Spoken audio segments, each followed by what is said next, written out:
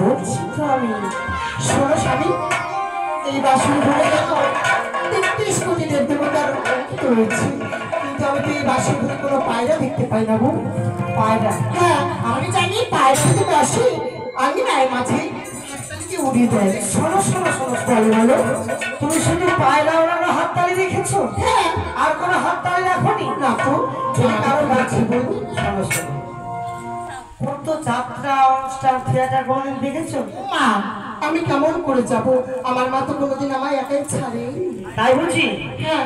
শোনো, যদি কোনো গায়ক গান করে শ্রোতাদের ভালো লাগে তাহলে খুব জোরে জোরে হাততালি দেয়। ও মা, তোমার গান শুনে আমি এত মুগ্ধ হয়ে গেছি যে তোমাকে দেওয়ার মতো আমার কাছে কিছু নেই। তোমার তাই আছে শুধুমাত্র তুমি ভালোবাসা।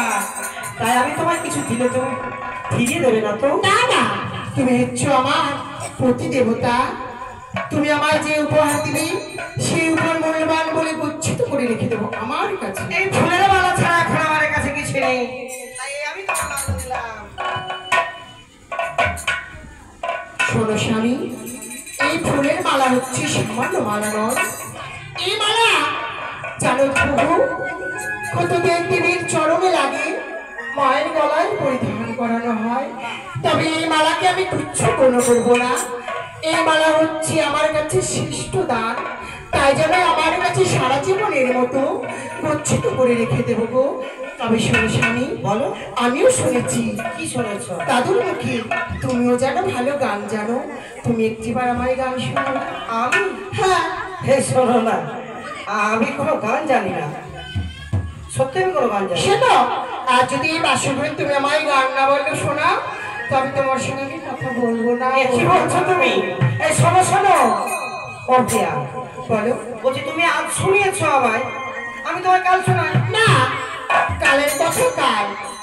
আর যদি এই বাসন করে আমার কিছু হয়ে যায় তবে যে আমার বাসন পূর্ণ হবে। আমার করে বলো না গো, এই সব কথা বলতে নেই আর এই শুভরাকে নেই। দাদু সত্যই বলেছিল যে শোনো ভাই, যে মেয়ের সঙ্গে তোর বিয়ে দিলাম সে কিন্তু বড় বুদ্ধিমতী। সত্যই তোমায় না দেখে আমি জানতে পারতাম না যে তোমার মতো কেউ রয়েছে আমার জন্য। তাই তোমার প্রিয়া, তুমি এখন বলেছো আমি তোমায় গান শোনাবো। সত্য স্বামী, শোনাও তুমি। তোমার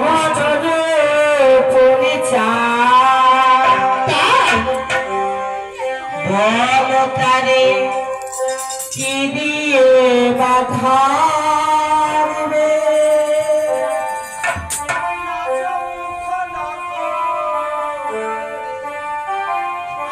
আর কত